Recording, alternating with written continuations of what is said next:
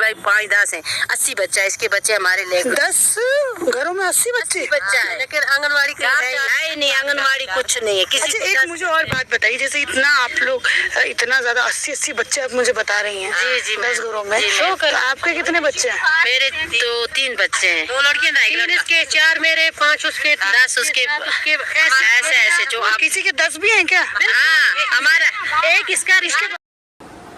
Hello दोस्तों, आज का वीडियो में रिएक्ट जो होने वाला है उसका नाम है जम्मू कश्मीर। जम्मू कश्मीर में जो आर्टिकल 370 की धारा जब हटने के बाद यानी 5 अक्टूबर 2019 को जम्मू कश्मीर से 370 की धारा हटाई गई थी। हटाने के बाद वहाँ पे क्या क्या परिवर्तन आया था, पहले देख लीजिए इसका परिवर्तन किस तरह का आया था।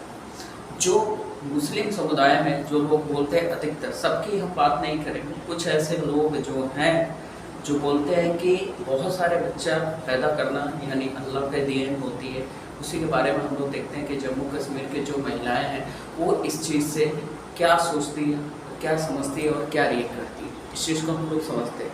तो चलिए हम लोग स्टार्ट करते हैं। भाई 5-10 है, 80 बच्चा, इसके बच्चे हमारे ले 10 घरों में 80 बच्चे बच्चा है, लेकिन आंगनवाड़ी का है नहीं, आंगनवाड़ी कुछ नहीं है किसी। अच्छा, एक मुझे और बात बताइए, जैसे इतना आप लोग इतना ज्यादा 80 बच्चे आप मुझे बता रही हैं। जी जी 10 घरों में तो आपके कितने बच्चे हैं? मेरे तो 3 बच्चे हैं, 2 लड़कियां, 3 इसके, 4 मेरे, 5 उसके, 10 उसके, ऐसे जो आप किसी के 10 भी हैं क्या? हाँ हमारा एक इसका रिश्ते। 12 किसके 12 हैं? हमारे मोहल्ले में 12 बच्चे हैं। उसको समझाइए, इतनी महंगाई में 12 बच्चे लेके क्या करेगी? लेकिन जब अल्लाह ने दिया है तो फेंकेगा मत। हमारा बच्चे 12 बच्चे यहाँ पे। एक अशरफ खान उसका नाम है, मामा ही है, 12 बच्चे हैं उसके पास। हमारा बिशीर दुकानदार है ना, दुकानदार है, वो नाना है हमसे, उसके 8 लड़कियां, आगे उसका परिवार कितना है कि वो हम कह नहीं सकते। आप बोलते हैं कि 10 बच्चों की बात, तू तो यही बोल रही थी, तो वो उनको ये तो हम आपको सबूत भी दिखा सकते हैं। तो फिर जहाँ 5 भाई हों, बहुत अच्छा लगा मुझे, बहुत अच्छा। तो जहाँ फिर यहाँ परिवार जाके 5 भाई होंगे, 5 भाइयों के 5 बेटे आगे होंगे। अच्छा, अभी भी महिलाओं में ये सोच है क्या कि 12 बच्चे 10 बच्चे करना है? तो क्या कर सकते हैं, जब अस्पताल ही नहीं यहाँ पे तो क्या कर सकते हैं, पैसा ही नहीं इलाज करने के लिए तो क्या कर सकते हैं। अगर हमारे पास अस्पताल होता, हमें मैडमा बोलती है कि यहाँ पे ऐसा इलाज है, वैसा इलाज है, ऐसे करो वैसे करो, तो फिर हमें भी पता चल। नहीं तो इधर से बच्चा होता है 40 दिन का तो दूसरा तैयार हो जाता है। मैम मैं खुल के बोलूंगी, मैं वैसा कुछ नहीं। 40 दिन का बच्चा होता है तो दूसरा तैयार हो जाता है, ऐसा हाल है इधर।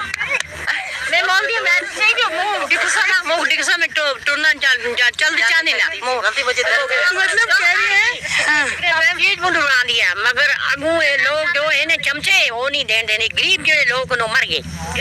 अम्मा, इन लोगों को समझाइए कि अब समय नहीं है 10-10 12-12 बच्चे करने का।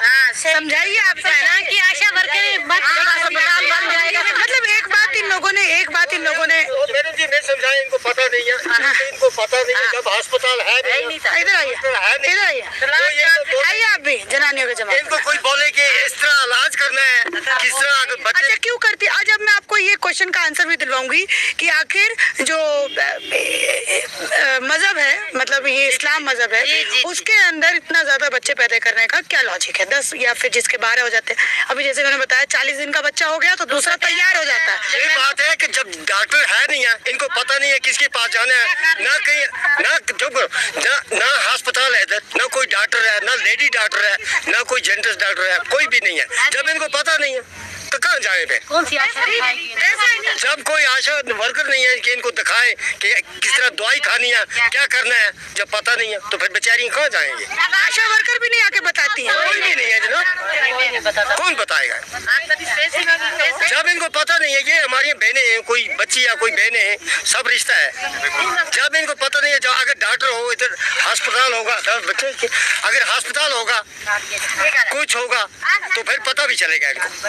से पूछना, अगर अस्पताल होगा, डॉक्टर होगा, तो कोई आके इनको समझाएगा कि इतने ज्यादा बच्चे जो है वो नहीं करना चाहिए। ये साक्षरता का लेवल है। आप यहाँ ये बात है, अगर कोई डिलीवरी केस होता है ना, हमें कंधे पर उठाकर तो ये बारामूला जाना पड़ता है 12 या रामा में जाना पड़ता है। इधर कोई डॉक्टर नहीं है, कोई फैसिलिटी नहीं है जनाब। बच्चा मतलब यहाँ पे और थोड़ा सा मैं अगर आपसे बात करूँ, थोड़ा सा आएंगे कैमरे पे? नाम क्या है? अफरोजा। आप शांत रहिए, आप लोग सभी लोग शांत रहिए। नाम क्या? अफरोजा अफरोजा बेगम। अफरोजा बेगम। शादी हो गई? हाँ शादी हुई थी और इस्लामाबाद में हुई थी। इस्लामाबाद में? हाँ 4 साल हो गए मेरी शादी को। 3 साल की मेरी बच्ची थी। उन्होंने 3 साल की बच्ची भी थी? हाँ उन्होंने मुझे डिवोर्स दे दिया, बच्ची छीन लिया। उन्होंने कहा हमें बच्ची की जो उसकी मतलब ननद थी ना मेरी, उसको बच्चे मत थे, उन्होंने कहा छीन के इसको दे दो। मैंने कहा मैं नहीं दूंगी। फिर उन्होंने मेरे साथ झगड़ा किया और मार पिटाई की। मम्मी ने हाँ सोना लाओ पैसा लाओ। मैंने कहा मैं खुद गरीबी में कहाँ से लाऊंगी। उसने कहा नहीं लाओगी तो आपको ना बच्ची मिलेगी ना कुछ, तो आप निकल जाओ घर से। फिर मुझे घर से निकाला, मैं आई 1-2 दिन हो गए, मेरे पीछे से मुझे उन्होंने तलाक दे दिया। तलाक कैसे? वो तलाक तलाक तलाक बोल? हाँ उसने हाँ बोला आपको तलाक हो गया, आपको बच्ची भी नहीं मिलेगी, आप जा सकती हो घर। ये कागज पे पूरा लिखा पड़ी? उसने लिख कर दिया। तो उसने कहा जा सकती हो, आपका कोई रहना यहाँ पर अलाउड नहीं है। आपने पैसा नहीं लाया, कुछ नहीं, जेवरात नहीं लाई, हम आपको क्यों रखूं। मुझे 3 साल की बच्ची भी थी, वो उन्होंने वो भी छीन ली। बच्ची से कितने दिनों से नहीं मिली? उसको हो गए 3 महीने नहीं मिली। हाँ मन तो करता हो? मन तो कर रहा है बहुत, देखते हैं हम उसके फोटो, तो क्या करें। जब गए थे ना घर वाले उनको पूछने के लिए, उन्होंने बच्ची थोड़ी नहीं दिखाई उनको। उन्होंने कहा हमारी बच्ची, इसको क्यों दिखाएं। तो हो गए मेरे 5 साल हो गए मेरी शादी। आप लोगों आपने कोई केस वगैरह नहीं किया था? हमने 2-3 बार केस किया था। जब उन्होंने कहा आप आ सकती हो, आपको केस फाइल बंद करनी पड़ेगी, आप आ सकती हो हमारे घर में। फिर जब मैं गई 4 महीने वहाँ पर रही। फिर वहाँ पर अम्मी मेरी सासू माँ मेरे साथ झगड़ा। ननद 8 ननद थी मुझे। 8 ननद?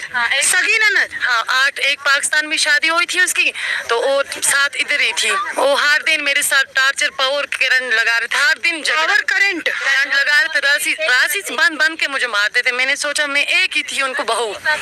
तो एक में जब मैं नदी में कूद गई थी ना, सब मोहल्ले वाले बोलो ये कैसी औरत है, इसको अपनी बहू को इतना टार्चर करती है, तो कितना जुल्म। बच्ची भी है, इसको यहाँ पर कोई नहीं है इसका परिवार जो इसको बचाए कुछ।